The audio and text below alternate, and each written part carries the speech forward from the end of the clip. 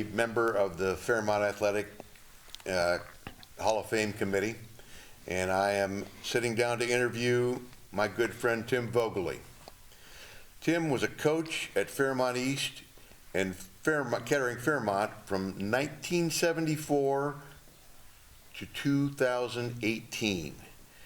He began his coaching career in Kettering as an assistant soccer coach at Fairmont East in the fall of 1974, then became head soccer coach until the schools consolidated in 1983. He also served as head tennis coach at East in 1982 and 1983.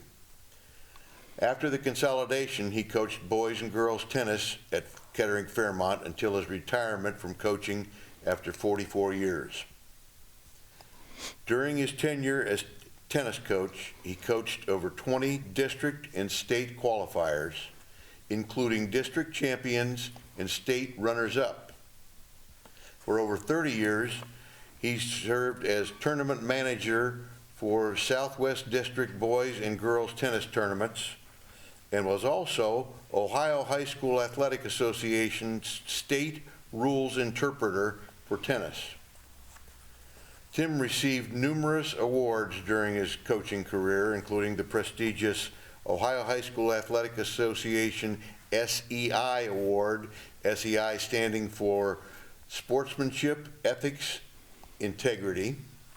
He was inducted into the Miami Valley Tennis Coaches Association Hall of Fame and the Ohio Tennis Coaches Association Hall of Fame. Unrelated to coaching, he was also inducted into the Kettering School's Chester A. Roush Educational Hall of Fame in recognition of his excellence as a classroom teacher. He currently lives in Florida, where he lives near his sister and his 98-year-old mother. He still plays recreational and competitive tennis. Welcome, Tim. Thank you, Larry. See you later. That was very nice. You came into Kettering in 1974.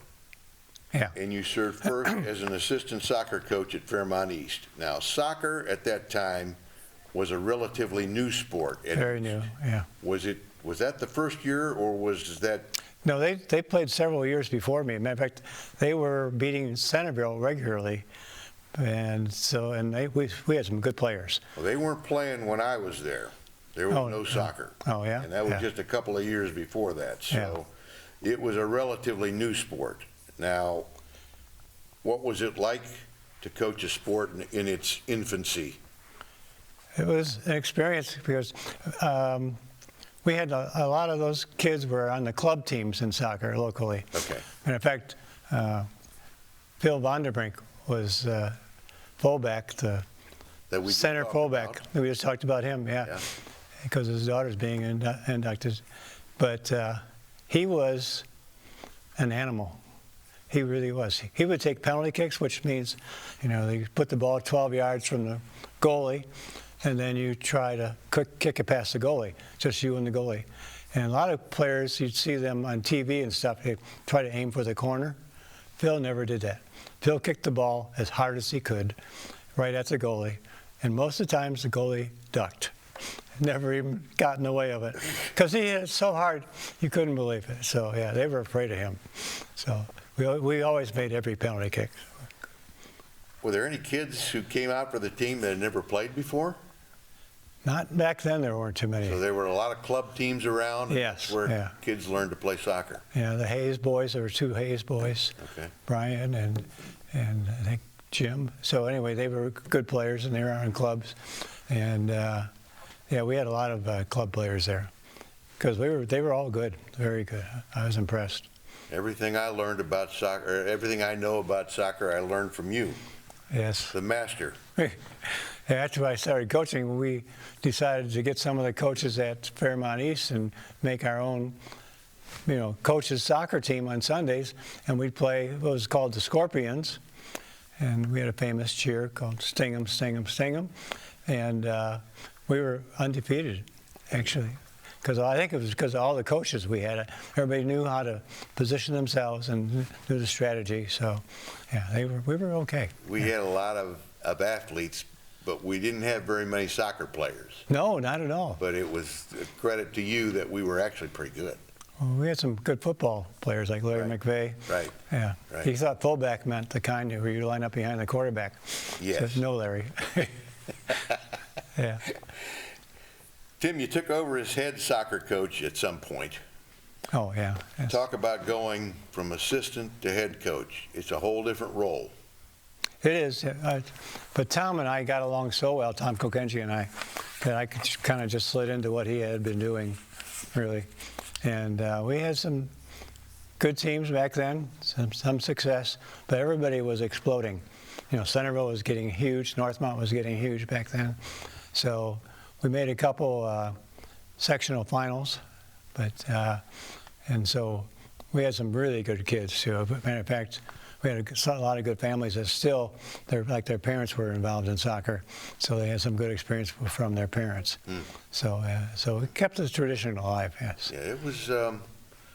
Soccer was a new sport around the Dayton area. It was big in other parts of the state, I believe, back then, but yeah, it was just catching on. Cincinnati, yeah. Yeah. Yeah. Tim, you added a second sport, tennis, in 1982. Yeah. Which ended up being the sport you coached for almost 40 years. In fact, you ended up coaching both boys and girls tennis. Yeah, eventually. Yeah, started with boys, yeah. Yeah. Talk about the difference between coaching girls and coaching boys. Is there a difference? A little bit. Like when you play away matches and you get off the bus, all the girls go to the bathroom. So there's always a line there. The guys are pretty much okay. Yeah. But no, the girls are more coachable, I think, than the boys. I think the boys have a little more. I think we can figure this out ourselves, and so the girls take to coaching much easier. I think that might be right. Yeah. Yeah. Definitely. Girls don't know it all. No. Guys do. No. Okay. They're relying on trying to find the bathroom. One thing.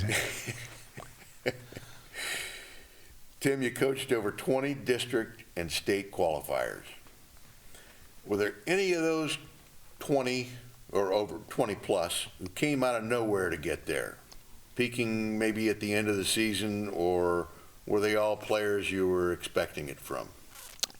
Well, we had such good families, tennis families here, that there weren't a whole lot of surprises for them.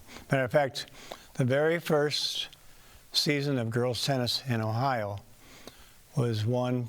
The girls singles champion was won by Julie Kwame, Fairmont West player. She's the very first state girls champion. I did not know that. Yeah, and so so that was Diane Olix that coached that team. Yeah. Okay. So we've had some good families here for sure. We had we got to a state finals in girls tennis with. It was Libby Harrison and Beth Payton. We're going to talk about them next. Oh, yeah? Okay, yeah. But, yeah, we've had some really good families that really kind of made it easy on me to coach them because they had such talent. Their families were traditional tennis players. So you didn't have anybody that kind of sneaked up on everybody at the end? Not that I can remember, no. Speaking of your girls' doubles team, you got to coach a girls' doubles team in the state finals. Not many coaches get to do that. No. Talk about that experience. I was really nervous, but they were so brave. I mean, you go through like the first day of playing, you go play. I think you played 2 matches that day, and you have to get by. And the second match, we played the defending state champions from Upper Arlington, and we beat them in 3 sets, and it was so tense. Wow. Yeah. And then the next day, we won the semifinal match, and in the finals, we played another Upper Arlington team, and they beat us in 3 sets. Wow. So it was very, very tight, and it was so exciting. Yeah. Upper Arlington is probably pretty Yes. good at the country club sports. Yeah, I think that's why they call them Upper. Any other highlights stand out from your coaching career?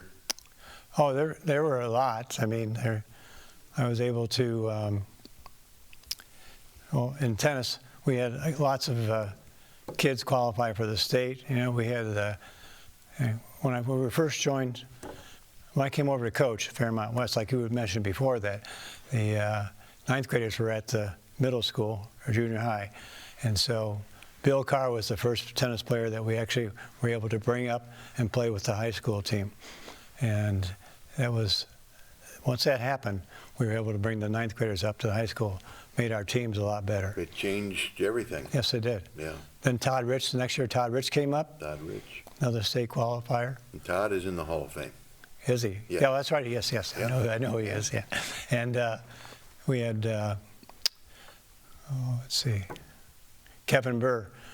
It was 1 year with Kevin Burr and Bill Carr and Todd Rich all went to the state together. That was also very exciting. Yeah. So, yeah, that helped. Having ninth graders here helped us a lot. You can imagine not playing with the ninth graders. Right. Yeah. Right. Tim, you coached for over 40 years, so you're qualified to answer this question. How did athletes and coaching change over that time? I'm qualified, huh? Well, Well, qualified by your 40 Yeah. years of experience. yeah. They haven't changed much, I don't think. They still have we've always had desire to win. I mean, that's kind of the key. And once they have that, it's easy to motivate them. So, but it's also a lot of work building team members together to work together and to help each other. I've always thought that when they're on the tennis courts, when we have 5 matches in a tennis match, but when somebody finishes their match, the kids always come over and watch the rest of their teammates play. And that really helps a lot to make sure somebody's watching you as you compete. Mm-hmm. Nobody ever leaves you alone out there. So that's a big part of it, I think, just that team support. Right. Yeah. Tim, you talked about motivating. Obviously, you were a great motivator. What was your secret? Did you have anything about Tim Voegeli that was different from anybody else when it came to motivating? Not really. I mean, I just tried to be in their corner, you know, try to give them some ideas. We always would go through the rules. We'd have a rules meeting every year at the start of the season, so they knew all the rules, everything could happen.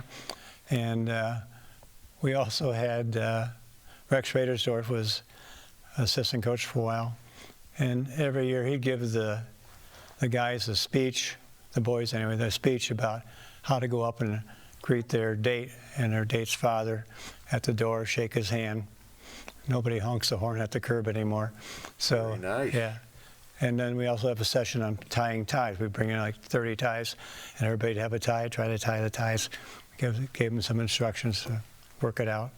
But little things like that to make it more than just sport. It is about more than just tennis. Yeah. And that's what great coaches are about. Thank you. Tim, talk about the Sportsmanship Ethics Integrity Award that you received. Now, a couple of years ago, we inducted Denny Prizer, who had also won that award. Mm-hmm. He was a tremendous, outstanding man of integrity. Talk about that award. Talk about how it felt to receive that award. Oh, it was quite an honor, of course. Yeah. But I've always felt that even when I was in soccer, I was involved at the state level with the sportsmanship and rules committees. And so when I got into tennis, it was kind of a natural transition for me to go over there. And I got involved with the state tournament and could go up there and help officiate the state tournament. But all the officials we really had were coaches at the same time. So we didn't have a group of officials that didn't take part in the games. So, but along with the rules and things also goes sportsmanship and integrity. Because in tennis, there's no referee during the match. The players call their own lines. You have to be honest about what you're doing out there. So from the very first point, you have to have some integrity as to, does the other guy trust you? And that's your responsibility, is to make it fair for them, to make good calls for them. Mm. Yeah. Very good. Tim, you're running out of Hall of Fames, buddy. This is your fourth one. Thank you. First and foremost, you were a teacher. And your induction into the Kettering Schools Chester A. Roush Educational Hall of Fame proves that you were a very good teacher. Coaching is teaching, and great coaches are often also great teachers. You're an example of all that. I've known you for many years as a respected colleague and as a friend, and I am As your so coach, happy. too. And what? As your coach, too. As my coach, Yeah. as my mentor in soccer. Yeah. I'm really happy to see you get this honor. Oh, thank you very much. Congratulations. I'm very proud of it, And actually. have a great weekend, Tim. Oh, thanks, Larry. Good to see you. Great seeing you. Yeah.